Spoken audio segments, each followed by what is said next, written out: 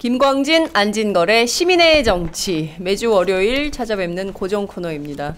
오늘도 어김없이 더불어민주당 김광진 의원님 나오셨습니다. 어서 오세요. 예, 안녕하세요. 추운데 월요일입니다. 네, 반갑습니다. 저는 추워서 아침에 와가지고 이 머플러를 풀어줬다면서 풀려고 했는데 아직 왜 이렇게 춥지? 제가 방금 봤어요. 네? 아까 네. 앞에 방송 끝나고 목풀을 푸셨는데 네. 다시 시작하면 다시 이렇게 하시더라고요. 아니 우리 섀도우 킴 있잖아요. 김윤상 씨가 저한테 감기 걸리면 또 못 나오면 이 프로그램 지장이 있으니까 감기 못 걸리게 하려고 저를 이렇게 후배들이 부려먹습니다. 여러분 우리 난방기 하나 좀 사게 10만인 클럽 가입 좀 해주세요. 네, 고맙습니다. 저희 그런 자발적인 홍보 멘트 너무 환영하고요. 저희가 이제 풍무양꽃이 지난 금요일 대전 테크노밸리점 오픈해서 갔다 왔거든요. 네, 거기도 많이 이용해 주시면 좋겠습니다. 예. 여전히 풍무양꽃이는 맛있더군요. 네. 오늘 굉장히 그 스타일이 좋으세요. 저요? 오늘 어디 가세요? 너무 예쁘지 않아요? 옆에 있는 안진걸 처장님 좀 비교되실 것 같아. 저는 뭐 괜찮아요? 의인이니까? 저는 논두렁이라서 아무렇게나 삽니다. 옷이 없어요. 그리고 우리 안진걸 처장이 의상 협찬 좀 해주세요. 아니요. 의상 협찬을 거부합니다. 예. 저는 티셔츠하고 그냥. 예. 그 어디 갔어요? 그 찢어진 잠바. 점퍼. 찢어진 잠바 비닐이로 붙여놨고요. 비닐이? 너무 추워서 아무튼 더 무거운 잠바를 입고 왔습니다. 너무 더 추워서 더 무거운 잠바로 교체해서 입고 오셨어요. 가난한 사람들은 그 무거운 잠바 가볍지가 않아요. 그러니까 솜 엄청 집어넣어서 무거워요 옷이. 그래요? 따뜻하잖아요 대신에. 그러니까 무거워요 아무튼. 그냥 이불을 두르고 다니는 그런 마음으로. 비싼 옷들은 막 가볍잖아요. 가볍고 따뜻하잖아요. 저희는 무겁고 싸고 무겁고 따뜻한 옷. 네, 알겠습니다. 안진걸 참여연대 협동처장님이십니다. 안녕하십니까. 네. 의임 김광진 의원님과 함께 월요일 아침마다 즐겁습니다. 네. 반갑습니다. 오늘 굉장히 일찍 오셨어요. 집에 컴퓨터가 안 좋아가지고 오마이뉴스 컴퓨터 일을 하려고 일찍 왔습니다. 그렇군요. 예. 어찌됐든 오셔서 일찍 도착하셔서 너무 다행이고요. 예. 저희가 매주 이 시간을 기다리는 분들이 많더라고요. 예, 김광진, 안진걸의 뜨거운 정치쇼를 보려고 사람들이 아침부터 200명 앉아 있어요. 알겠습니다. 고맙습니다. 네, 여러분들 계속 실시간으로 응원 댓글 주시면 저희가 소개해드리도록 하겠습니다. 본격적으로 얘기를 좀 해보도록 하죠. 저는 처음 봤어요. 박근혜 대통령이 국민 서명 운동에 나서는 건 처음 봤어요. 예전에 김대중 대통령 시절에 IMF 근무오기 할 때 손님이 오셨잖아요. 그때 IMF 근무오기를 막 하라고 그러셨잖아요. 그래서 저게 뭔가 예전에 우리 물산 장려 운동 이런 거 국사책에서 봤는데 예? 뭐지 저거는 그랬었는데 그때 대통령 나섰고 이번 처음 아닌가 싶거든요. 안진걸 대통령이 촛불 집회 하실 것 같아요. 촛불 집회. 옛날에 이미 옛날에 하셨잖아요. 사리밥 대통령일 때. 대통령 현직 대통령 신분으로 테러 방지법을 뭐 통과시켜라, 뭐 노동법을 통과시켜라. 재벌 살리기. 입법 촉구 재벌과 연합해서 촛불 집회를 할 사람이죠 지금. 네, 그때도 그 사학 살리기 아니었어요? 네, 사학재단 살리기죠. 사학재단 살리기였죠. 예, 그래서 이 얘기를 좀 해봐야 될 것 같은데요. 우선 현직 대통령이 경제 활성화 입법 촉구 서명 운동에 제일 먼저 나서가지고 하는 것을 세계 여러 나라에서 본 적이 있으세요? 우선 의원님 먼저 말씀해 주세요. 뭐 거의 유례가 없는 일이라고 보여지고 뭐 물론 대통령도 국민이니까 서명도 하고 탄원도 하고 할 수도 있겠죠. 그거 뭐 못할 법이라도 있겠습니까? 그러나 과연 대통령이라고 하는 신분을 가지고 하셔야 될 일인가? 그리고 정말 그 정도의 권한을 가지고 있는 분이라면 다른 어떤 일을 하시는 것이 훨씬 더 맞는 일이라고 하는 게 국민의 평가고 언론의 평가인 거겠죠. 아까 말씀드린 것처럼 이러다가 대통령이 대통령으로서의 역할은 다 안 하시고 그냥 뭐 일 있으면 촛불 집회 나가서 한마디 하시고 뭐 이렇게 되는 상황이 철회되는 것이 아닌가 하는 염려까지 될 정도고 요즘 정부가 엊그제 뭐 갑자기 시행령으로 뭐 발표를 했습니다만 저성과자 평가하겠다라고 하는데 이게 말 그대로 대통령이 본인의 성과를 제대로 다 본인의 역할을 다 하지 못하는 저성과자인 거잖아요. 대통령이 저성과자다. 그러니까 누가 잘라야 되지? 그 역할을 다 좀 해주시면 좋겠어요. 국민이 해고시켜야 되나요? 박근혜 대통령 논리에 하면 네. 쉽게 해고하는 게 좋은 일이라고 생각하니까 저성과자는 또 저성과자를 지금 쉽게 해고했다는 건데 사실은 진짜 저성과자도 문제가 될 수 있겠지만 저성과자로 몰아서 해고하는 거거든요. 몰아서. 예, 그게 문제인데 그렇다면 저성과자 해고가 필요하다면 우리 국민 입장에서는 가장 저성과자는 바로 박근혜 대통령입니다. 지지율 뭐 높다고 하지만 35% 40% 안팎이잖아요. 네. 60%에서 65% 안팎의 국민들이 일관되게 지지하지 않고 있는 거거든요. 네. 성과 낮습니다. 예. 그러니까 그런 부분에서 특히 10대, 20대, 30대 지지율은 뭐 10% 막 이렇게 떨어질 때도 많아요. 네. 특히 자라나는 세대에게 이렇게 저성과 정도가 아니라 아주 무능자죠, 무능자. 성과가 낮은 정도가 아니라 아예 성과가 없는 자이기 때문에 네. 그런 논리라면 제일 먼저 우리 국민들로부터 잘려야 된다. 그러니까 함부로 하시지 않았으면 좋겠고 서명운동이라는 건 전통적으로 우리 사회경제 약자들이 네. 또는 우리 국민들이 정부나 국회 호소할 게 있을 때 하는 거거든요. 대통령은 서명운동이나 청원을 받고 네. 그걸 검토해야 될 당사자지 본인이 특정 국민들 주기 위해서 특히 노동계나 일하는 직장인들 그다음 특정 정치 세력 야당이나 심사단체를 압박하기 위해서 서명운동을 악용하는 것은 민주주의를 심각하게 왜곡하는 거고 네. 삼권분립에도 맞지 않고 박근혜 대통령이 그렇게 하니까 막 정부에서 광고를 하는데요. 버스에도 광고 붙어있는데 네. 저도 그런 광고는 처음 봤습니다. 보통 정부가 어떤 정책을 홍보하는 경우는 있잖아요. 네, 뭐 예를 들면 100번 양보해서 쉬운 해고가 필요합니다 이렇게 홍보할 수 있어요. 물론 홍보를 거짓말로 하죠. 뭐 쉬운 해고로 안 하고 공정한 해고가 필요하고 그게 경제를 살리려고 그러는데 노동 유연성. 예. 노동 유연성. 그러니까 거짓말인 건데 아무튼 어쨌든 정책을 홍보할 수 있잖아요. 네. 근데 이번에는 정책 홍보를 넘어서 국회의 빠른 입법을 촉구합니다라고 이렇게 광고를 하고 있어요. 예. 정부가 그러니까 우리 국민들 국회가 정부를 감시하는 역할을 하고 있는데 네. 정부가 오히려 국회를 감시하고 네. 압박하고 촉구하는 역할을 하고 있는 거예요. 그리고 이제 서명을 네. 대통령이 이렇게 하시다 보니까 네. 말 그대로 이제 관제가 되는 거잖아요. 관제 데모. 예. 예. 그래서 뭐 총리도 자기도 서명한 거 뭐 인증샷 올리고 장관들도 이렇게 쭉 서가지고 인증하고 예. 제 친구 중에 하나는 은행에 다니는데 네네. 저한테 카톡이 왔어요 밤에. 아니 은행연합회에서 공문이 오는데 자기 회사 홈페이지하고 그 모바일 화면 첫 화면에도 그 링크 주소를 뭐죠 배너를 달아라라고 계속 지시를 한다. 정부의 근데, 요구가 있다는 거예요. 아 근데 이런 것까지 우리가 해야 되냐 이제 이러면서 네. 연락이 오더라고요. 근데 하지 말아야 되는데 그런 요구가 오더라도 이게 부당한 요구면 거부할 수 있는 배심이 있어야 되는데 또 다 하죠. 다 하죠. 그럴 분위기가 안 되잖아요. 예. 지금 삼성이라든지 CJ는 사옥 입구에서 네. 딱 서명부스를 설치해 놓고 네, 지나가는 사람들을 이렇게 레이저 광선으로 쳐다본단 말이죠. 너 씨 안 써? 그 직장인들 입장에서는 줄 서서 막 하는 게 사진에 나오잖아요. 그게 그런 장면이 압박을 받는 거죠. 얼마나 비극입니까?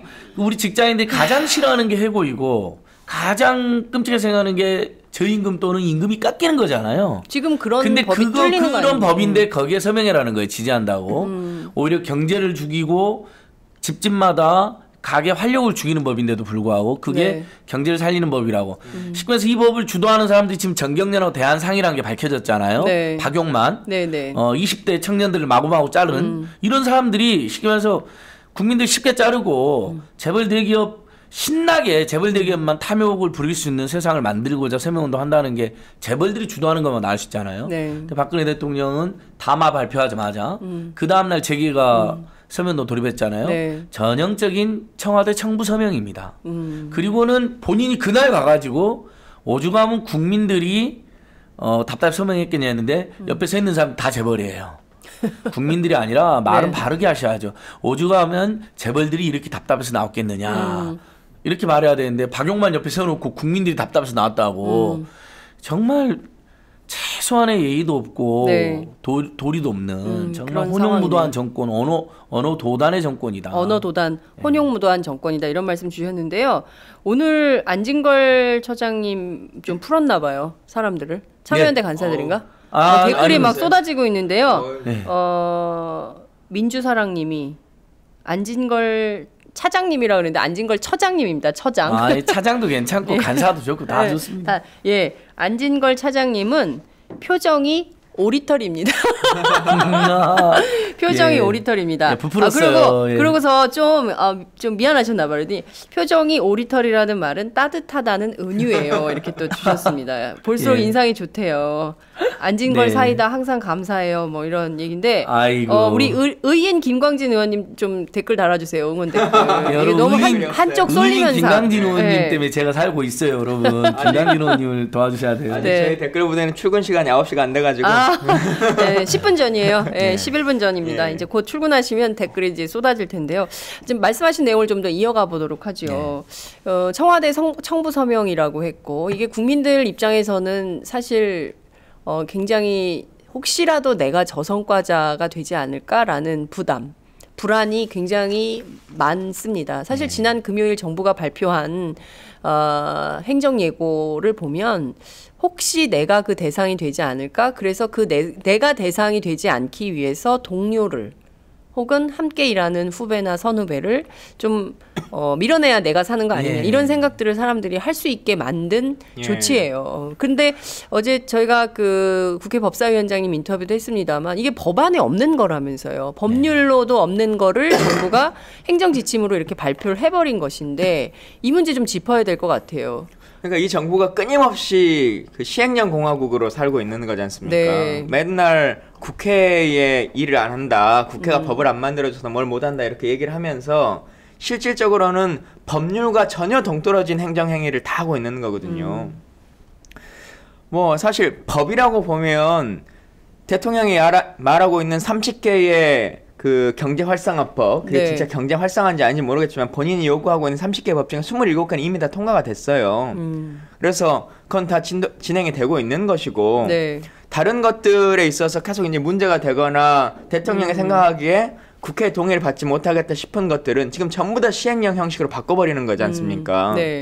그러니까 뭐 우리 국민들 잘 알고 계시는 세월호 같은 경우도 법안이 그렇게 난리가 됐어도 그거 너는 그렇게 해라. 나는 내 맘대로 하련다 그러고 얘기해버리고 국정교과서 같은 경우도 그냥 국무회의에서 선언해가지고 끝내버리고 우리 뭐 한미일 군사외교협정 이런 것도 지난 정부 때 걸려가지고 국회 비준을 못 받게 생겼으니까 그냥 MOE 형식으로 처리해가지고 통과시켜버리고 지금 이 노동법 같은 경우도 계속 파견법이니 뭐니 뭐 이런 것들이 문제가 되고 잘 해결돼주지 않을 것 같으니까 시행령으로 그냥 다 해결해버리는 거지 않습니까?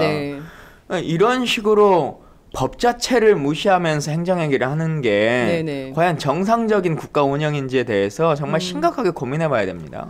네, 우리 현행 노동법에 의하면 이제 해고는 사실 해고는 어느 나라에서나 무서운 일이고 집안이 가게가 망할 수도 있는 일이기 때문에 엄격한 제한을 두고 있습니다. 그래서 우리 현행 노동법에도 보면 이제 우리가 흔히들 정예고라고 알려져 있는 경영상의 긴박한 사정이 있을 때 그것도 최후의 수단으로 이렇게 이제 그룹으로 해고를 할 수 있는 조항이 하나 있고 그 다음에는 이제 통상적으로는 징계 해고를 하는 거거든요. 그러니까 회사에서 정말 누가 보기에도 저 사람 말도 안 하고 일도 안 하고 뭐 또 사고 치고 이런 경우가 있을 수 있잖아요. 그러니까 뭐 예를 들면 아예 기업이 해고를 못하게 한다는 말이냐 이렇게 오해하는 분들도 있는데 이미 정리해고 징계해고로 해고를 너무 많이 하고 있어서 문제거든요.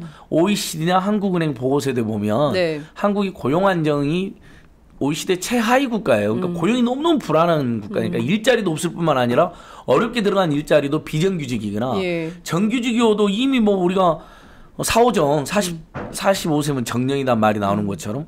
근데 최근에는 어땠습니까? 아까 그 일반 국민으로 지금 포장되어 있는 박용만 그룹이 있는 두산그룹에서 20대를 명예퇴직 시켰잖아요. 명예퇴직, 희망퇴직 너무 많이 들어보셨을 거예요. 전혀 명예롭지 않은데 명예퇴직이고 희망하지 않은데 희망퇴직으로 몰아가지고 온갖 편법으로 해고가 횡행하고 있습니다. 일자리가 불안해서 문제예요. 우리 국민들 위해서 우울증이 급증하고 자살이 급증하는 거거든요. 너무 살기가 팍팍하니까. 근데 거기에다가 저성과자 해고하고 취업규칙이라고 해서 이제 취업규칙도 취업규칙, 그러니까 쉽게 말해서 임금을 정하는 거는 근로조건을 정하는 건데 그걸 마음대로 불기하게 변경한다는 건 노동자 동의도 없이 노동조합의 동의 없이 그게 핵심이에요. 노동조합이나 노동자 가분수 동의 없이 그럼 얼마나 이 국민들로서는 불안하고 서럽습니까? 그러니까 지금 사실 물가는 오르는데 그런 얘기 많았잖아요. 야, 월급 빼고 다 올라. 예. 월급만 안 올라. 막 이런 얘기가 있었는데 사실 정부가 이런 조처를 발표하고 회사가 이제 노동조합하고 협의 없이 하면 임금도 막 깎을 수 있는 거예요. 그게 맞습니다. 사실 이제 뭐 60세 정년 보장을 해주니까 임금은 우리가 좀 자유롭게 할 수 있도록 해줘야 되는 게 아니냐. 이게 이제 재벌 대기업의 논리이기도 한데 이게 재벌 대기업에만 국한되는 게 아니라 전 사업장에 다 이게 적용이 될 수 있는 거거든요. 그러니까 가뜩이나 중소기업 혹은 소기업, 영세기업에 다니시는 분들의 경우에는 이게 더 심각한 수준으로 되는 그러니까 거예요. 그 기업들은 노동이랑 노동조합이 없는 경우가 대부분이거든요. 그렇죠. 그러니까 지금 현행 제도에서 그나마 노동조합이 있는 데서는 노동조합이 단체방을 통해서 일부 방어를 할 수 있지만 노동조합이 없는 곳, 우리나라 지금 사업장의 전체 노동자의 90%가 무노조 사업장이 있는데 이 90%는 바로 이 저성과 재고나 취업규칙 불이익에 피해를 당하게 생겼다. 그리고 그 10%도 노조에 있는 10%도 사실은 겨냥했다는 의혹이 있는데 이제 노동조합하거나 입바른 소리하거나 회사 다른 직장 동료를 위해서 애쓰는 사람들 저성과자로 모으는데 어떻게 모냐면 바로 저성과자 모으기가 쉽지 않으니까 그 성과가 잘 안 나는 과 하나 부서로 보냅니다. 사업이 좀 부진한 데 있잖아요. 그리 보내면 거기가 저성과자 되는 거예요. 그 팀의 발령 나는 아주 순간 쉽잖아요. 그냥 그 저성과자가 되는 그러니까 거예요. 뭔가 좀 최근 실적이 부진했던 팀으로 보내요. 그러면 1년 후에 너 저성과자 자르는 거거든요. 이런 식으로. 그러니까 진짜 저성과자만 자르는 게 아니에요.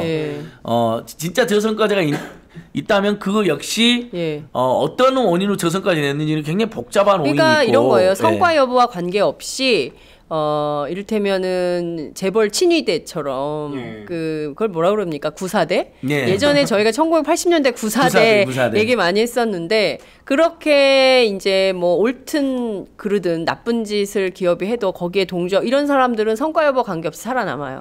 그렇지만 바른 얘기하고 이게 잘못됐다고 얘기하는 사람들은 전부 저성과자로 낙인 찍혀가지고 전부 기업에서 쫓겨나는 이런 꼴이 되는 거예요. 오늘 신문에도 많이 나고 했었는데 그 MBC가 지금 그러고 있었던 거 하지 않습니까? 최승호나 박성재 같은 분들 뭐 재판에서 질 거 뻔히 알지만 우리 그냥 그렇게 해고시켰다. 저성과자로 몰아서 해고시켰다라고 하는 지금 녹취가 나오고 있는 거잖아요. 그러니까 정말 업무 평가나 일을 잘하고 못하고의 능력의 고하를 넘어서서 이 사람이 노조 활동을 하는 사람인지 아니면 우리 사측의 반대 의견을 가진 사람인지 이걸 가지고 나중에 재판에 지든 말든 나는 그냥 저성과자로 잘라버리겠다라고 하는 인식을 갖고 회사를 운영할 수 있기 때문에 그런 것들이 염려되는 것이죠. 정말 심각한 문제인 것 같아요. 말씀하신 것처럼 그 최승호 PD 얼마나 작품을 잘 만들었습니까? 박성재 기자 마찬가지로 특종 많이 했던 그런 기자인데 이런 언론인들을 뭐 그냥 자르는 거예요. 도움이 안 된다. 그리고 저는 그게 굉장히 충격적이더라고요. 돈이 얼마가 들든 말든 상관이 없다. 우리는. 그리고 그 실제로 그 법률 비용이 40억에서 50억이 들었다는 거 아닙니까? MBC 노동조합 그 기자 PD 쫓아내는데 쓴 비용이. 그리고 시교급 시사교양국을 없애버렸잖아요. 그래서 그분들 일부가 스케이트장 관리하고 있대요. 그러니까 고성과자마저도 이렇게 비판 세력을 짓밟아 버리는데 앞으로 저성과자로 몰리는 사람도 얼마나 불쌍할 것이며. 근데 여기 구구성향 인터넷 매체 피읍이라고 나오잖아요. 언론에는. 우리 장윤선 선생님. 저는 어디예요? 피읍이 어디예요? 그러니까 거기서 녹취를 했더라고요. MBC 그 나쁜 간부들을 만나가지고 다 잘라버린다는 이야기를. 결국 그러면 거기 있던 사람 중에 하나가 줬다는 건데. 그러니까요. 그 피읍 매체에도 양심적인 분이 있었나 보죠. 그러니까요. 그 양심적인 내부 고발자.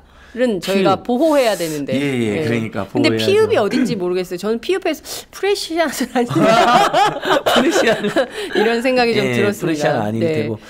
저희가 얘기하는 푸른 뭐일 수도 있어요. 푸른 한국연합. 그렇군요. 푸른 한국연합. 그런 단체가 있나요? 그렇군요.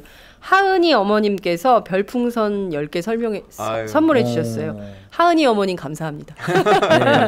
그리고 조중동 아웃님께서 김광진 의원은 선거 준비 잘 되고 있나요? 꼭 승리해야 되는데 이런 응원 메시지 주셨습니다. 잘 되고 계시죠? 열심히 하겠습니다. 네, 선거와 관련돼서는 이 정도로 할게요. 왜냐하면 선거법 위반이 될 수 있기 때문에. 제가 이제 그래서 서명운동 한 말씀만 더 드리면 그럼 이 법안이 어떻게 추진됐는지 한 번만 더 우리가 확인할 필요가 있는데 원래 박근혜 대통령은 경제민주화 복지국가 민생살리기를 공약으로 내걸었기 때문에 재벌 특혜 법안 또는 재벌을 위한 규제 완화는 뭐 공약이라든지 집권치는 없었어요. 네네. 2013년 8월 28일 날 어느 날 재벌 총수들을 전부 다 청와대로 부릅니다. 네.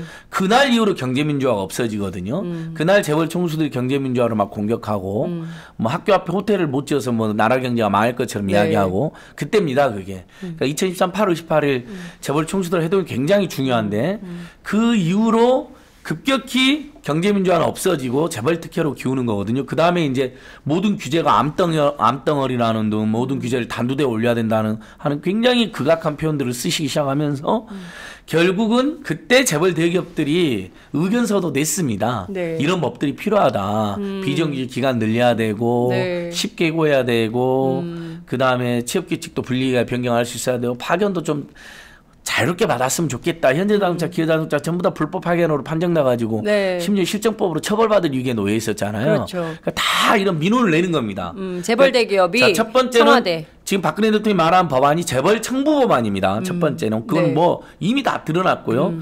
근데 박근혜 대통령이 그 청부를 받았고 열심히 했는데 네. 이거 보니까 야당과 노동계와 우리 국민들 반대가 너무 만만치 않고 여당 내에서도 뜨뜻미지근한 사람도 일부 있는 거고 네. 그러니까 이제 청와대가 조바심이 났잖아요. 작년 말부터 올해 초까지 집권 3년 막 압박하고 강요하다가 그래도 정의와 의장이 말을 안 들으니까 재벌단한테 한마디 했겠죠.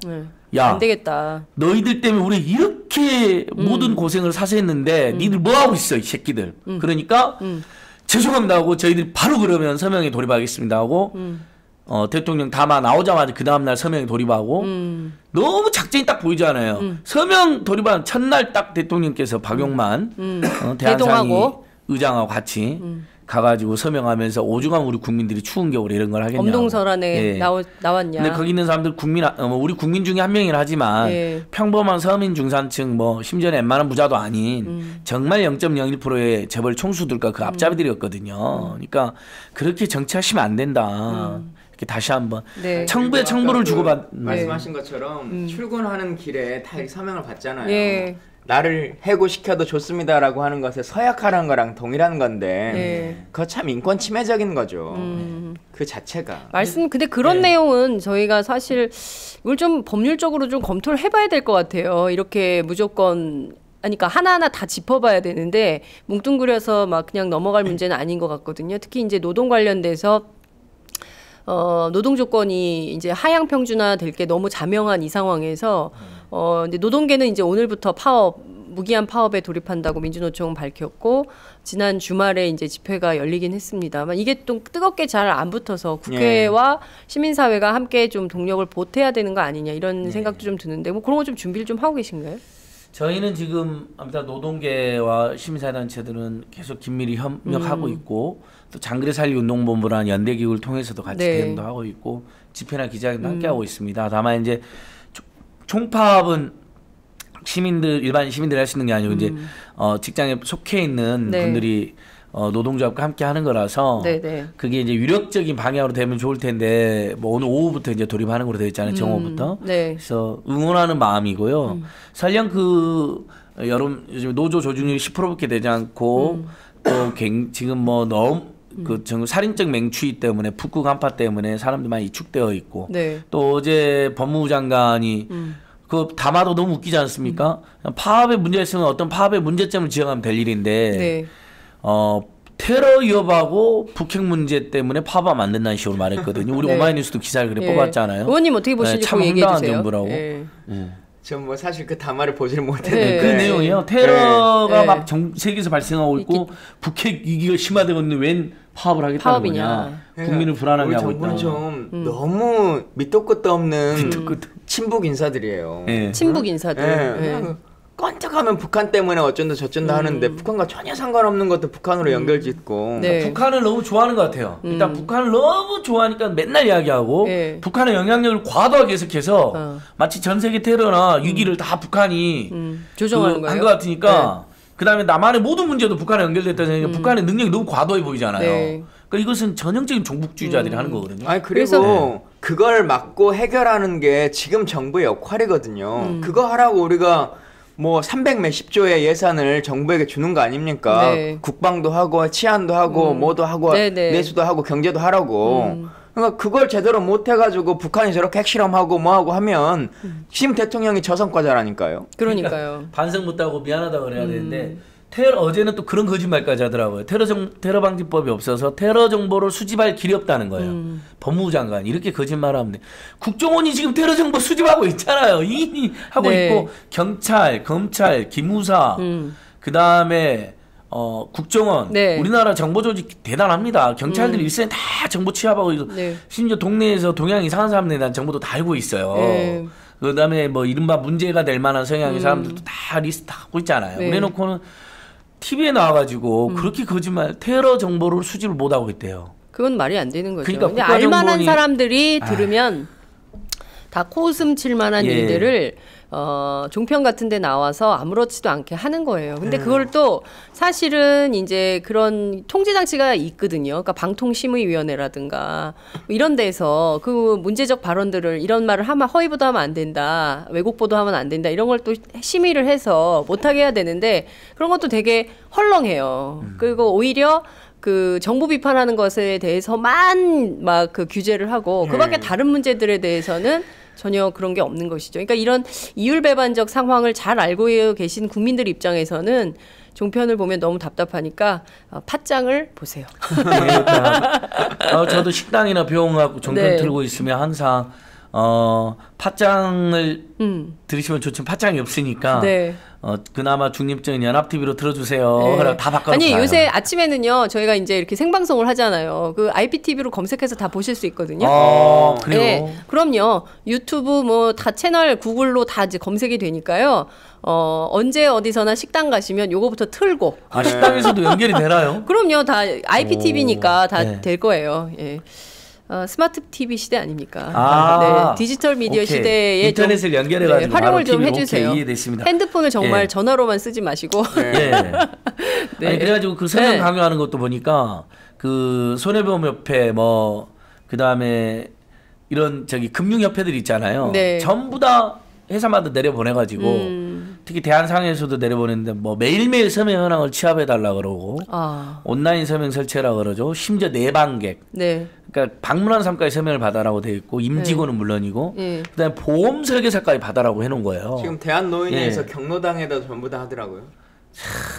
자, 그런데 이것을 이제 범국민운동이라고 대통령은 주장을 합니다. 그러나 현직 대통령이 나서서 이렇게 국민을 자극이라는 표현이 맞습니까? 선동이라는 표현이 맞습니까? 뭐라고 해야 됩니까?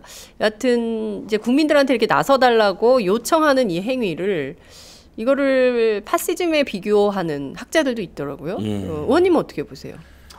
뭐 저는 뭐 그렇게까지 파시즘까지라고 볼 수는 없는데 결국은 대통령이 법률의 문제나 이런 행위에 그걸 설득하려면 국민의 대의기관인 국회를 설득하려고 노력을 하셔야죠. 근데 그 원칙과 정도의 길은 놔두고 그 길에서는 전혀 이런 방구도 협상하지 않고 하나도 내주려고 생각하지 않으면서 본인이 생각하는 것만은 무조건 관철시켜야 되겠다. 1.1핵도 고치지 않겠다라고 하는 그 입장 때문에 지금 이렇게 극단적으로 가시는 거지 않습니까? 정치라고 하는 것이 서로 간 여야가 어느 정도 또 야당이 주장하는 바들을 또 수용하는 부분은 수용하고 또 우리가 너무 이거는 좀 중장기 과제로 가자라고 하는 부분은 또 그렇게 수용해 가면서 시급한 문제들을 하나하나 해결해 나가야 되는데 그러지 않고 뭐 전체적인 상황이 어떻든 뭐가 됐든지 간에 내가 생각에 지금 이게 옳아라고 하는 그 인식에서 지금 안 바뀌시니까 설득하시려면 국회를 상대로 계속 설득을 하셔야죠.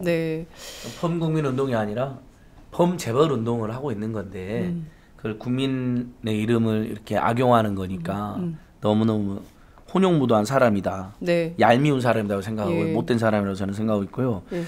특히 방금 이제 의인 김강렬 의원님 말씀하신 것처럼 국민들 국회하고 대화를 해야죠. 근데 예를 들면 이 법이 지금 청년을 위한 법이라 계속 청년파를 하고 있잖아요. 근데 지금 전국적으로 수십 개 청년단체들이 계속해서 이건 청년들이 원하는 법이 아니라고 데모도 하고 기자회견도 하고 입장도 밝히고 청와대 항의방문도 하고 1인 시도 하고 있거든요. 근데 그렇게 입만 열면 청년을 걱정하는 사람이 청년단체들하고 간담회를 한번 안 해요. 그러네요 진짜. 벌써 예를 들면 뭐 홍대 앞에서도 한번 할 수도 있고 흔히들 말하는 청와대로도 초대할 수 있잖아요. 네. 그 한 번도 한 적이 그러니까 없습니다. 생각해보니까 청와대 오만차는 왜 맨날 대한노인회나 재벌 총수들만 하고 청년이나 청년들이 가면 질의 순서대로 질문하겠어요. 청년들 안 하니까 각본대로 안 하고 질문해버릴까 봐 그런 거고 그 다음에 노동계가 반대하고 있다는 건 최근에 이제 본인도 인정을 했으니까 네. 심지어는 자신들의 파트너십을 가졌던 한국노총마저도 이건 노사정 합의 우리가 지적했던 잘못된 합의라고 지적했던 그 합의 파트너였던 한국노총마저도 그 합의마저도 어긴 거다 심지어. 그렇죠. 하고 노사정 합의 그다음 노사정 탈퇴선을 하지 않았습니까? 네. 그러면 한국노총, 민주노총 또는 뭐 민주노총하고 사이가 너무 아주 부담스러우면 뭐 친노동계 인사들이나 심사단체 인사들이라도 찾아오거나 불러서 도대체 이거 어떤 문제가 있어서 이렇게 반대가 심한지 들어봐야죠. 네. 맨날 박용만이나 조양호 같은 사람만 만나냐는 거죠. 학교 앞에 호텔이나 강행하고 지금 이런 행태가 이거잖아요. 네. 완전히 재벌 대기업 앞잡이로 전락해버렸습니다. 대통령이. 이렇게까지 노골적으로 이명박보다 더 심해졌거든요. 이명박은 내놓고 재벌 대기업 프렌들리를 표방하면서라도 했어요. 그래도 이렇게까지 노골적이지는 않았습니다. 이명박 전 대통령만 해도. 네. 근데 여기는 경제민주화를 하겠다, 재벌개혁을 하겠다 해놓고 무슨 김종인 같은 사람 앞세워놓고 표 얻어놓고 대놓고 심지어는 이명박보다 더 재벌대기업 프렌들리, 그냥 프렌들리는 그래도 친하다는 의미인데 앞잡이 노릇까지 하는 거예요. 이것은요. 재벌대기업. 이건 도저히 우리 국민들로서는 용납할 수 없는 지경까지 가고 있다고 보고 있습니다. 지금 그 어느 때보다 불평등 문제가 심각해서 장하성 교수님 같은 분이 아예 책을 쓰셨잖아요. 그래서 청년들이 이 불평등 문제에 대해서 저항하지 않으면 미래는 없다, 대안은 없다 이런 얘기를 하고 있는데 이렇게 박근혜 대통령이 이제 몰아붙이는 강도에 비해서 국민들의 저항은 그렇게 세지 못한 이런 상황인 것 같아요. 그 정도로 상황이 어려운 것인지 그것도 좀 저희가 나중에 언제 한번 분석을 해봐야 될 것 같은데요. 그나저나 이런 박근혜 대통령의 그 국민 서명운동, 재벌 서명운동이라고 할까요? 예, 재벌 청부 서명운동. 재벌 청부 서명운동. 뭐 이런 것까지를 하고 있어서 야권 사실 반대를 굉장히 계속 해왔어요. 그러나 이번에 보니까 쟁점 법안들에 대해서 조만간 합의 처리할 전망이다라는 보도가 나오고 있습니다. 29일 본회의가 열리는 건가요, 의원님? 아직은 열릴지 안 열릴지 모르는 상황인 것 같고요. 네. 아이고. 날이 추워요. 김광진 의원님 기침이 너무 많이 나오고 있어요. 저희가 이제 네. 밖에서 막 이렇게 인사하고 뭐 하는 시간들이 많다 보니까 네. 아우 몸이 지금 감기가 좀 와가지고 어제도 영하 30도 그 추위를 뚫고 네. 용산화상 도박장 반대 천일 집회 오셨어요. 순천에서. 의인 김광진. 뭐 순천에서는 지금 나오시면 당선되는 분위기세요. 그래요? 아니 죄송합니다. 그 선거법 위반이 용산. 용산에서는 용산 예, 용산에서 선거 얘기 많이 하면 안 돼요. 예, 여튼 돌아가서 네. 지금 이제 참 저도 이제 당에 그 몸 담고 있는 사람이고 제1야당이라고 하는 더불어민주당의 의원입니다만 좀 이해가 안 되는 것들이 많이 있어요. 뭐 협상의 디테일한 내용도 내용인데 네. 원래 협상이라는 걸 이렇게 하는 건가라고 하는 생각이 들 때가 많거든요. 이렇게 하면 안 되는 거 아니에요? 그러니까 첫 번째는 네. 그 내용을 떠나서 원래 지금 애가 타는 거는 여당인 거잖아요. 그렇죠. 정부가 뭔가를 요구하는 거잖아요.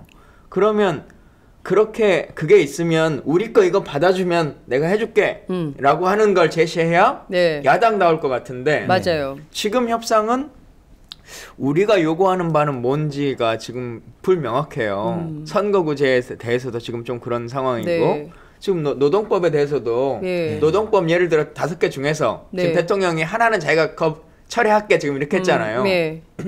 근데 뭐 그건 본인 혼자 결정하신 일이고 네. 우리가 뭐 하나를 받아주면 우리 거 뭐 하나도 같이 해줘라고 하는 것을 지금 제시하는 게 있는가 네. 하고 보면 거의 없거든요. 없죠. 네, 그래서 그것도 문제고 지금 비례대표제 같은 경우도 사실은 완강하게 비례대표제 그 지역구 의원수를 늘려주면 네. 7석을 조금 더 늘리는 조건으로 한다고 하면 네. 비례대표의 형식에 있어서는 권역별 비례대표든 아니면 심상정원 얘기하는 방식이든 네. 그런 안 정도는 받아야 된다라고 하는 주장을 폈던 건데 어제 지금 협상안을 보면 지금 그 내용도 다 없어져 버린 하나도 거잖아요. 없어요. 예. 그러니까 지금 보면 말씀하신 대로 연동형 비례대표제도 온데간데 없이 사라져 버린 거예요. 그리고 네. 뭐 권역별 비례대표제는 아예 작년부터 뭐 싹 사라져 버린 이슈인 거고요. 이러면 도대체 그 사실 선거구 개편 관련해서는 선거제도 관련해서 이게 게임의 룰을 정하는 거기 때문에 여기서 밀리면은 제가 보기에는 야권의 큰 손해일 텐데 뭐 이거를 중장기 과제로 가져간다. 20대 국회 중장기 과제로 가져간다 그러는데 네. 국회에 있어 보면 맨날 나오는 게 그거예요. 정부도 장관한테도 맨날 마찬가지지만 고민해 보겠습니다. 검토해 보겠습니다. 확인해 보겠습니다. 이건 안 하겠다는 얘기거든요. 네. 그러니까 지금 그래서 당장 밀리기 시작해서 원샷법, 네. 기업활력 제고 촉진법 통과를 합의를 해줬잖아요, 당에서. 네. 그 법은 사실 이제 재벌 대기업들이 이제 구조조정할 때 소규모 구조조정하고 네. 인수합병할 때 주주총회를 이렇게 안 해도 되는 네. 이런 특례를 주주총회 하지 네. 않고. 특례나 특혜를 주는 거거든요. 네. 그러니까 그럼 누가 보기에도 이제 소수 주주나 네. 또는 재벌 총수들의 이해관계가 다른 주주들로서는 손해를 볼 가능성이 있거든요. 그래서 그런 법에 대해서는 재벌 특혜법이라는 지적이 있었는데 야당에서 순간 재벌 대기업도 처음에는 배제한다 이 법에 적용을 하다가 네. 재벌 대기업도 그대로 적용한다는 식으로 합의를 해줬어요. 그 자체도 문제인데 저는 이제 김강진 의원님이 말씀하신 것도 굉장히 의미가 있다고 생각하는데. 설령 아주 이제 이러면 그 비정규직 기간 연장하거나 파견을 전면하는 것보다야 우리 국민들 입장에서 원샷법이 관심 좀 덜하죠 상대적으로 분명히. 그렇다면 이런 법들을 만약에 도저히 내줄 수밖에 없는 상황이 됐으면 그러면 그래 재벌 특혜법이 있으니까 중소기업 적합업종 특별법이라든지 그러니까 재벌 대기업들이 지금 중소기업 중소상공인 영역까지 전부 다 침범해서 문제가 되고 있잖아요. 네. 뭐 재벌 대기업들이 지금 전국적으로 복합 쇼핑몰 만들고 있는데 복합 쇼핑몰 규제법이라든지 중소기업 중소상공인들도 살게 해주라. 그다음에 나머지 협상 때도 마찬가지입니다. 지금 우리 서민들 집 없는 서민들이 이야기한 전월세 상한제라든지 네. 특히 저쪽이 지금 다 청년을 위한 법이라고 거짓말을 치니까 그런 진짜 청년을 위한 법인 청년고용할당제 지금 대기업에게도 청년고용할당제를 도입하자. 지금 대기업들이 청년 뽑질 않고 있거든요. 네. 그다음에 저기 성남이나 서울시가 하고 있는 청년 배달이나 청년수당 지금 이 박근혜 정부와 여당이 얼마나 극악하게 반대를 하고 음해를 하고 있습니까? 뭐 악마의 속삭임이라는 이야기가 나왔잖아요. 심지어 김무성 대표는. 네. 그럼 예를 들면 지자체 청년 정책에 대해서 시비 걸지 말하는 확약을 받든지 네. 보육대란 대통령이 무상보육하겠다 국가가 아이들 다 키워주겠다 해놓고는 지금 생색은 자기가 내고는 네. 예산은 다 지방정부와 지방교육청에 떠넘기고 있는데 네. 또 한 가지 사실 거짓말이 하나 더 있어요. 고교 무상교육하겠다는 공약도 하나도 안 지키고 있어요. 대통령이. 역시 생색은 자기가 내고 예산 다 지방교육청에 하니까 편성을 네. 못하고 있는 거거든요. 이런 식이잖아요. 그러면 국민들의 삶을 나아지기 위한 내 창모 야당이라면 보육 예산 정부가 내라. 추경을 해서라도 내라. 네. 고교 무상교육 하기로 한 거에 안 지키냐. 그거 이번부터 지켜라. 네. 중앙정부가 돈을 내라. 이렇게 패키지로 네네. 일부 밀리더라도 서민 중산층, 교육복지, 주거복지를 위한 법률은 통과를 시켜야죠. 의원님, 예. 통과를 시켜야죠. 통과를 좀 시켜야죠. 방송 좀 들어주세요. 방송 좀. 네. 근데 누가 들어야 됩니까? 이종걸 대표. 문재인 대표님도 들어주셔야 되고 네. 이모키 정책위원장도 들어주셔야 돼요. 이모키 정책위의장. 특히 원내 지도부 이종걸 이모키, 네. 양이라인 양이. 이분들이 지금 잘못된 타협을 주도하고 있다는 비판이 있습니다. 이종걸 원내대표와 그러니까 이모키 정책위의장. 그런 것들이 좀 우리 당이 네. 고민스러운 게 그런 거예요. 가끔 있다 보면 우리도 수권 정당이 돼야 되니까 라고 하는 얘기들을 많이 하세요. 네. 그래서 우리가 집권했을 때를 생각해서 뭐 어쩐다 저쩐다 이런 얘기 하는데 그러면 그동안 우리가 민주정부 10년일 때 왜 네. 새누리당은 이 법들을 안 해주고 네. 뭐 테러방지법이든 뭐든 테러방지법도 김대중 정부 시절부터 있던 법이지 않습니까? 나온 그때 법인데. 야당이 반대했잖아요. 네? 새누리당이 반대했잖아요. 그러니까요. 근데 그렇게 해서 수권이 안 됐냐? 아마 안 해줬으니까 수권이 됐을 거예요. 네. 그런 것들처럼 안 해줘도 되는 걸 그냥 안 하면 되는 일인데 네. 뭔가 좀 이게 결기 있는 정부 국민들이 우리를 뭐 압박하고 있다, 국민들이 원하고 있다 이 인식을 갖고 계시는데 네네. 국민이 원한다고 하는 그 용어에 있어서 우리 지지자들이 정말 원하는 건가로 좀 인식을 빨리 좀 잘 전환했으면 네. 좋겠어요. 야당 지지자들은 네. 다 반대하죠. 여론조사 보면 주로 네. 새누리당 지지자들하고 재벌 지지자들만 찬성하는 네. 건데 네. 그러니까 이건 재벌이 원하는 법이다. 재벌 양가가 더 심해지는 법이다. 못한다. 네. 그러면 재벌이 원하는 재벌도 국민경제 한 구성원이니까 꼭 필요한 법이라면 네. 이 양극화와 불평등 해소하기 위해서 서민 중산층 중소기업 중소기업이 원하는 법도 이러면 재벌에게 하나를 준다면 서민 중산층 중소기업 중소기업은 10개를 줘야 된다. 네. 이렇게 치고 나가야죠. 맞불을 놔야죠. 아니 그러면 그게 수권 능력 아닐까요? 그러니까요. 말씀하신 대로 야권의 능력을 그런 데서 사람들이 보는 거거든요. 국민을 대신해서 전월세 난민을 대신해서 예. 지금 당장 해고 압박에 시달리는 노동자들을 대신해서 가열차게 싸울 때 저 사람들이 있어서 우리가 든든하다. 그래. 다음 선거 때는 저 사람들을 좀 지지해야겠다. 이런 마음이 생기는데 지금 보면 완전히 다 끌려가고 있어요. 모든 문제에 있어서. 선거구 때문에 뭐 그런다 하는데 네. 선거구에 대한 책임은 여당이나 정부에 있는 것이지. 네. 어쨌든 부담을 왜 정부가 야당이 잘못되고 집니까? 있는 것에 예. 대한 책임은 다 예. 여당이 지는 것이잖아요. 네네. 근데 왜 그 책임을 우리가 막 다 떠나가지고 네. 이렇게 애달하는지 잘 모르겠어요. 자, 안진걸 처장님 항의 방문하셔야 되는 거 아니에요? 네, 그래서 저희가 이목희 정책위원장님한테는 네. 지금 시민사단체 대표단들이 네. 항의 방문을 지금 준비하고 있고요. 네. 이 와중에 이제 여러 가지 또 분석이 있는데 일단 박근혜 대통령의 서명 작전에 밀렸다라는 분석도 있습니다. 근데 그 서명은 정말 잘못된 서명이니까 더불어민주당이 밀릴 게 아니라 네. 오히려 공세적으로 전환해야 되는 거예요. 저 봐라 저 봐라. 박근혜 박용만 둘이 짜고 저런 짓을 하고 있다라고 네. 오히려 대받아치면 저는 더 효과가 있을 상황이라고 생각하고요. 네. 근데 그것 때문에 밀렸다는 분석이 하나 있잖아요. 거기다가 이제 국민의당이 중도를 선점하려고 하니까 네. 거기랑 경쟁하다 그런 일이 있었다라고 지금 분석이 하나 나오는데 네. 지금 국민의당 최훈식 대변인이 뭐라 그랬습니까? 박근혜 서명 나오자마자 대통령의 경제 살리기 충정이 뭐 늦게 된다는 식으로 이야기했잖아요. 네. 그래서 나중에 취소하는 소동이 있었는데 뭐 변경하는. 네. 그런데 뭐는 그런 경쟁 안 하면 오히려 차별화를 해야죠. 봐라 저 국민의당이라는 게 대통령 싸도 모자를 파네 대통령을 칭송하고 나섰다 하면서 네. 근데 중도를 선점하기 위해서 일부 경쟁하다 보니 그랬다는 분석도 있는 거예요. 근데 참 둘 그게 다 잘못된 거죠. 네, 안타까운 것 같아요.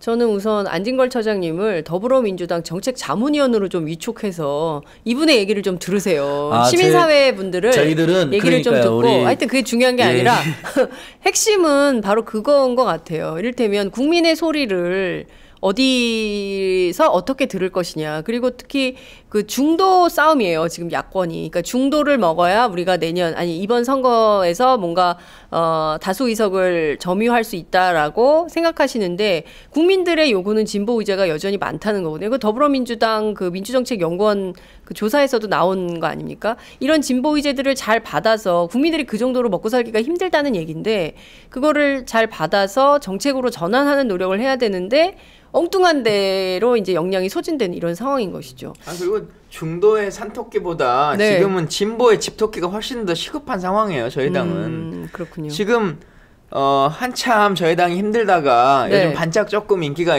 올라가고 그렇죠. 있지 않습니까? 온라인 입당. 네. 온라인 입당도 하고 네. 뭐 신규 입당 영입도 네. 하고 네. 또 문재인 대표의 여러 가지 모습들도 멋지게 보이고 하는 것들이 네.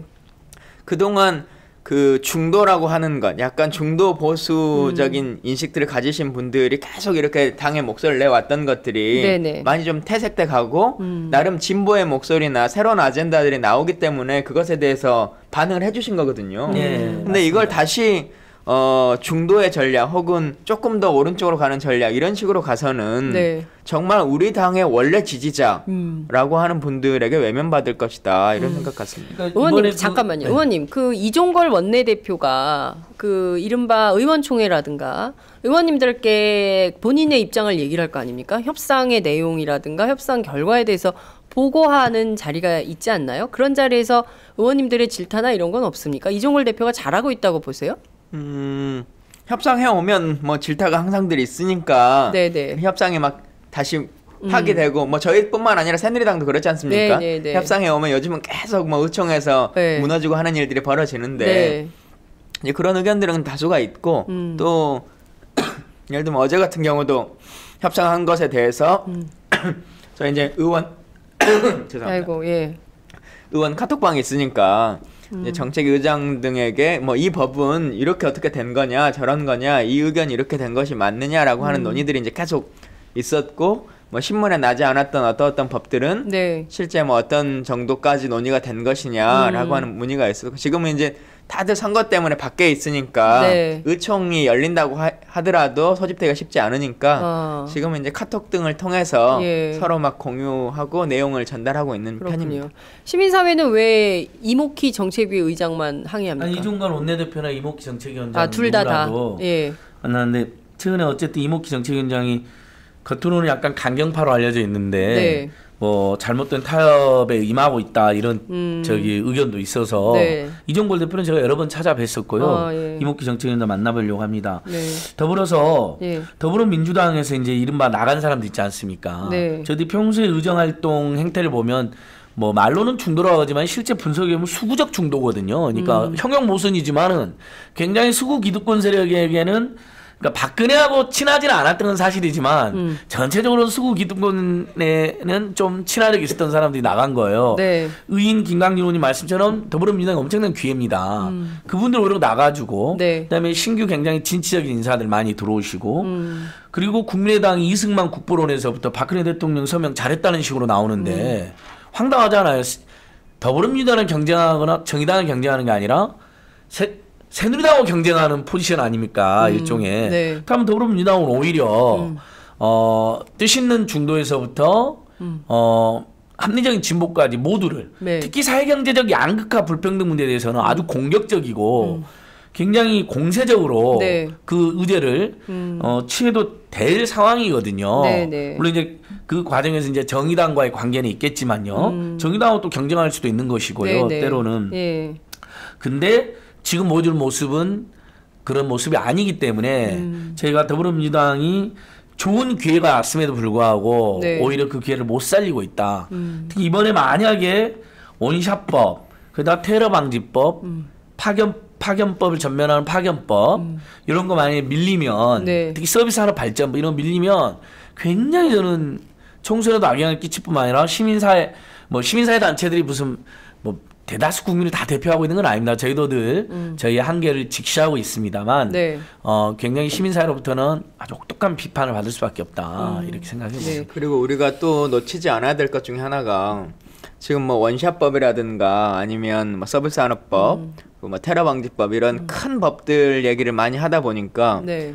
소위 말하는 노동오법이라고 하는 네. 것도 있지 않습니까? 예. 그 중에서 이제 대통령이 철회한 법 하나를 빼고 이제 노동사법이 됐는데. 네. 노동사법의 파견법 외에 다른 법들은 그냥 아주 무난하게 생각하는 경우들이 많아요. 그냥 여야가 합의를 했고 뭐 네. 하니까. 근데 그 부분에 대해서도 조금 더 많은 고민을 해야 된다라고 네. 하는 생각도 있고 또 악마는 디테일에 있기 때문에 그 작은 숫자 하나의 차이가 네. 많은 국민들을 힘들게 할 거거든요. 그래서 그렇죠. 대비해야 되면 대비를 위해서라도 국민들이 그 법에 대한 내용도 좀 아셔야 되고. 그러니까 저는 이런 생각이 들더라고요. 그러니까 늘 저희가 이제 제가 민주당 출입을 오래 했잖아요. 보면 처음에 시작은 아주 세게 출발을 하는데 늘 뒤끝이 물러요. 그래서 어떻게 하다 보면은 온데간데 없는 이런 상황이 되는데 그 대표적인 게 노동오법 같기도 해요. 국회 환노위 차원에서 절대 이 법은 넘겨주지 않을 거다. 그리고 숫자가 해볼만하다. 동수기 때문에. 그래서 여당이 주장하는 바대로 절대로 관철되지 않을 거다라고 굉장히 단단하게 말씀들을 하셨거든요. 그 야당 환노위원들이. 예, 아까 결국 또 이게 뚫려버린 거예요. 노동 3법 중에 저는 이제 계속 신경 쓰이는 게 고용보험법인데. 고용보험법. 지금 뭐 원샷법이라든가 뭐 이런 법들은 그래도 좀 정규직이나 비정규직 중에서도 좀 급여가 되는 분들에 대한 얘기예요. 예. 그래도 회사 이름이라도 있을 정도의 상황인 거니까. 근데 이 고용보험법은 말 그대로 알바생들을 위한 내용이거든요. 아이고. 그리고 이제 실업급여라고 하는 것에 대한 문제인데 사실 제가 이제 이 법을 김무성 대표랑 반대되는 법을 낸 당사자인데 원래 우리 실업급여는 18개월간 일하거나 180일간 그렇죠. 일하거나 이제 네. 해가지고 받는 거지 않습니까? 네. 근데 김무성 대표가 낸 건 24개월 270일로 이제 해놓은 거예요. 근데 사실 저는 이제 이걸 120일로 줄여야 된다 이런 인식을 갖고 있는 사람인데 네. 지금 현행 180일도 사실 참 길어요. 우리 아르바이트생들이 일하는 걸로 쳤을 때는. 네. 근데 이것을 270일을 아르바이트를 하지 않으면 실업급여조차 못 받게 하는 거잖아요. 네. 근데 270일 일하면 그건 거의 정규직이죠. 그렇죠. 그러잖아요. 네. 그러니까 그 정규직들일 때는 지금 이 바뀌는 고용보험법이 어느 정도 뭐 효과가 있거나 뭐 하겠지만 실질적으로 우리가 생각하는 아르바이트생들, 네. 이분들, 이분들에게는 이제 앞으로는 실업급여 없어 알바는 이걸 선언하는 법이거든요. 이것도 우리 정말 심각하게 생각해야 돼요. 그냥 맞아요. 여야가 합의했으니까 그냥 괜찮은 법인가 보다라고만 넘길 수 있는 법은 아니에요. 그러니까. 근데 지금 제가 보니까 현장에서도 청년 알바들의 경우 아주 끔찍한 상황에 놓여 있는 경우가 많더라고요. 예컨대 그 시급이 그 최저임금 시급이 5,580원이잖아요. 근데 5,000원만 줄게 하는 거예요. 그리고 야, 올해 6,030원. 아르바이트도 그 수습이 필요해. 그러니까 수습하는 동안에는 월급 없다, 시급 없다 이렇게 하고 한 뭐 2주 정도는 돈을 안 주고 그 다음에 5,000원에 퉁치는 거예요. 그래서 아니 최저임금보다 못하는 거 주시면 어떡합니까? 이렇게 항의하면 그래? 너 아니어도 쓰레 많아 오지 마 이렇게 한다는 거예요. 참 그러니까 울며 겨자 먹기로 그거라도 해야 등록금 벌고 생활비 벌어서 학교 다닐 수 있는 학생들이 있으니까 그렇게 악용하는 사람들이 너무 많은 거예요. 근데 어디 구제받을 데도 없고. 이제 무조건 일단 근로감독관, 그러니까 지방노동사무소에 신고하고 요즘은 이제 서울시 노동권익센터처럼 지자체에도 그런 상담센터나 신고센터 많이 생겼습니다.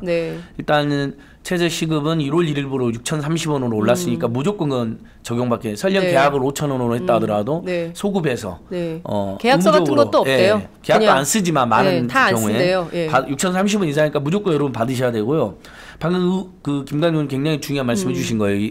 고용보험법 개정안은 정말 실업급여를 더 받기 어렵게 놔버렸거든요. 그러니까 그 실업급여 수급 조건을 악화시킨 거잖아요. 18개월 180일이면 받을 수 있던 걸 24개월 270일은 일해야지 받을 수 있게 해놔버렸기 때문에 굉장히 이건 황당한 거고 조기 재취업 수당이라는 거 있었어요. 이건 실업급여 받아보신 분들 알아요. 열심히 재취업 빨리 노력해서 재취업하면 수당을 줬는데 이것도 폐지한다는 거고 실업급여 하한액도 최저임금의 80%로 되어 있었는데 90% 되어 있었는데 그걸 최저임금의 80%로 내린다는 거거든요. 그러니까 돈도 덜 주겠다는 물론 더 주겠다는 장치도 일부 있어요. 그러니까 장점은 살리고 단점은 죽여야 되는 법인데 이런 법들이 만약에 그냥 합의되면 알바나 단기 노동자, 단기 계약직 노동자들 입장에서는 야당이 이걸 합의했다 그러면 그 야당에 대한 환멸도 동시에 켜지는 거거든요. 그래서 절대 야당이 합의 좀 안 되는 법이다. 이 법 역시 매우 저희는 그렇게 주장하고 있습니다. 말씀하신 내용들을 참 이게 저희가 꼭두 새벽부터 나와가지고 준비해서 방송을 하고 있습니다만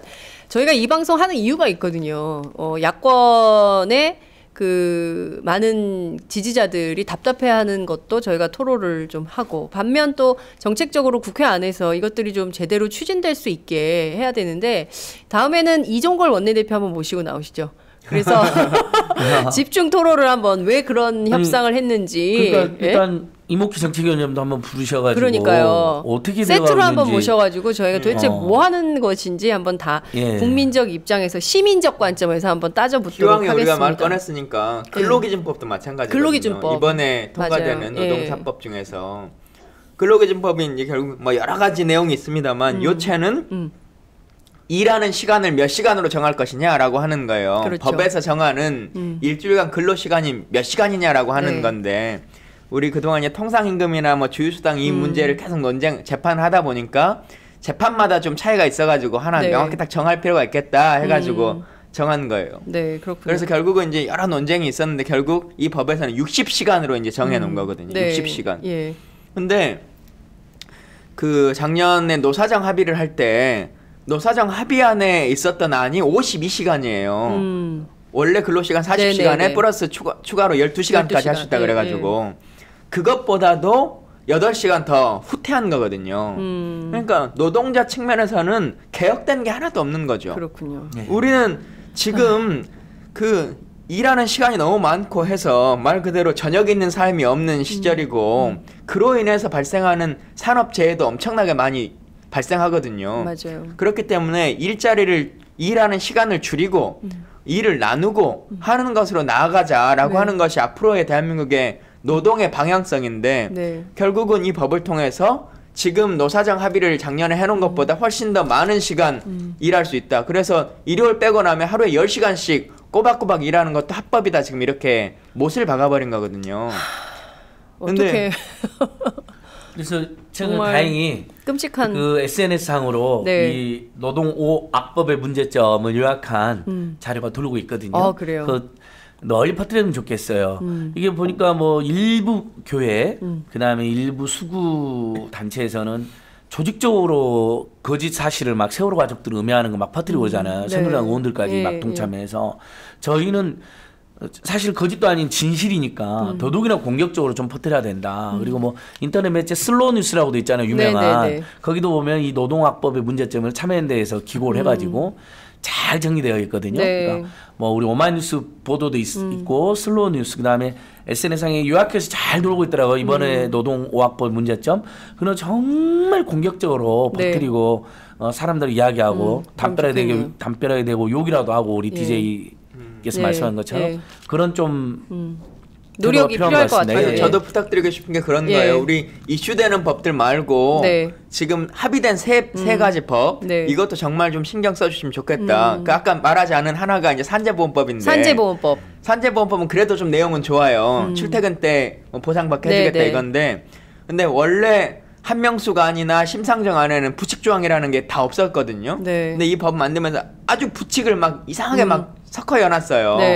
그래서 그것도 한번 좀 그 지면 기사로 정리해 주시면 좋을 것 같아요. 출퇴근 시에 원래 사고 나면 산재로 대법원에 대부분 인정받고 있는데 그걸 법률로 조금 한다는 건 불가하면서 오히려 부칙으로 예외 조항 같은 게 많이 생길 우려가 있는 법인 거죠. 그러니까 이렇게 들여다보면 굉장히 이제 문제가 많다. 그래서 통으로 저희들이 노동 5악법이라고 그러는 건데 우리 김광진 의원님이 오늘 잘 설명해 주신 것 같습니다. 역시 의인이 맞으십니다. 김광진 의원 감기가 심한가 봐요. 기운 내세요. 날씨도 추운데 이런 응원 댓글이 왔습니다. 다들 건강하세요. 지금 56분 지나고 있는데 저희가 원래 용산 화상 경마장 그 도박장 문제를 꼭 지적을 하고 얘기를 해야 되는데 시간이 없지만 그래도 1000일이 지났어요. 그 얘기 꼭 해야 될 것 같은데 짧게, 어제 두 분이 다녀오셨다면서요. 의원님 순천에서 먼저 순천에서 오신 정말 순천에서 올라오신 의인. 그러니까 사실 순천이 어떻게 목소리 화상경마 도박장 이걸 이제 막아냈던 대표적인 도시이기 때문에 그 화상경마와 관련해서는 많은 분들이 이야기를 하시는 곳이에요.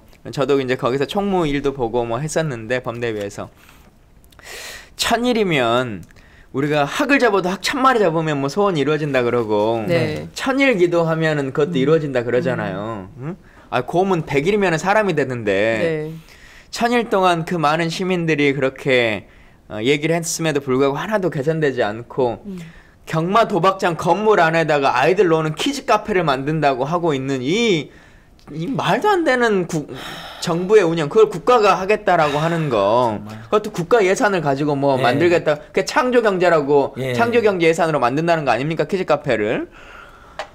이런 극악무도한 상황들이 정말 참 안타깝고, 다만 그럼에도 불구하고 1000일이 넘도록 이 엄동설안에도 웃으면서 즐겁게 함께 해주시고 있는 많은 그 학부모들, 주위 분들, 그분들의 열정으로 결국은 정의가 승리할 거라고 저는 생각합니다. 정말 대단했습니다. 1000일 정말 추웠는데 정확히 이제 1월 26일이 1000일이거든요. 그래서 다음 주에 조금 더 설명해드리면 좋을 것 같아요. 특히 왜냐하면 이 문제의 핵심도 박근혜 정권의 문제가 들어있습니다. 마 사회장이 친박 중에 친박이라고 하는 현명관이 지금 마 사회장을 하고 있거든요. 누구의 말도 듣지 않고 뒤에 자기 뒷배가 박근혜 대통령이 있으니까 그래서 몰아붙이고 있는 거거든요. 다 반대예요. 찬성하는 사람 하나 거의 없다 보시면 돼요. 마사에서 내세웠던 찬성 주민은 돈으로 매수됐다는 것도 밝혀지지 않았습니까? 심지어 그래서 감사원부터 감사도 받고 있거든요. 네, 이게 지금 정부가 학교 앞 215m 앞에 전국 최대 규모로 대로변에 주택가에 이럴 수는 없는 것이죠. 정말 땀 흘려 일하는 좋은 사회를 만들자고 해놓고 정부는 대놓고 학교 앞에다가 도박장 만들어 놓고 어른들 거기 우르르 다니는 모습 보여주는데 이거 무슨 너무 창피하고 민망한 일이고요. 우리 의인 김광진 의원이 얼마나 열받으면 혼용무도보다 더 극악무도한 정부나 공기업에서나 벌어질 법한 일입니다. 근데 정말 주민들이 대단하세요. 용산 주민들 정말 사랑하게 됐고요. 어제도 100여 명이 넘게 정말 오셨어요. 쾌활하게 끝까지 간다. 1000일도 했는데 10,000일도 간다. 우리 아이들 지켜내고 교육 지켜내겠다.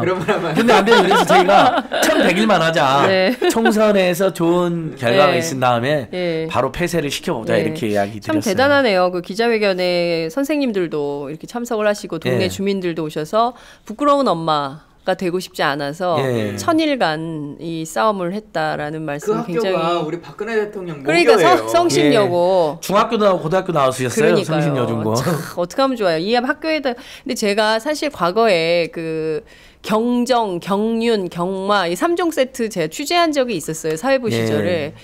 그 도박에 한번 빠지면요. 이게 헤어나올 길이 없고요. 그분들의 침울한 상황은 말로 다 할 수가 없어요. 근데 어제 보니까 예, 패가망신이죠. 네. 그 어제 그 세입클로버 그 도박 피해자 대표님도 나오셔서 카지노 내가 좀 해봐서 아는데 수백억 날려봐서 아는데 300억 날리셨어요. 300억? 네, 자살 시도도 여러 번 하시고.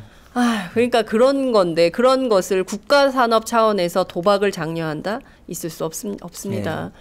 그 동네 한가운데 애들 학교 앞에 그걸 지어가지고 거기 뭐 누가 오겠습니까? 국민들을 다 사형산업 속에 빠뜨려가지고 그렇게 하면 지하경제가 양성화되는 겁니까? 잘 생각해봐야 될 것 같습니다. 활성화하는 거죠. 활성화하는 겁니까? 예. 오늘 말씀 여기까지 드릴게요. 다음 주에 저희가 용산 얘기 조금 더 이어가 보도록 하지요. 오늘 말씀 잘 들었습니다. 감사합니다. 고맙습니다. 네, 고맙습니다.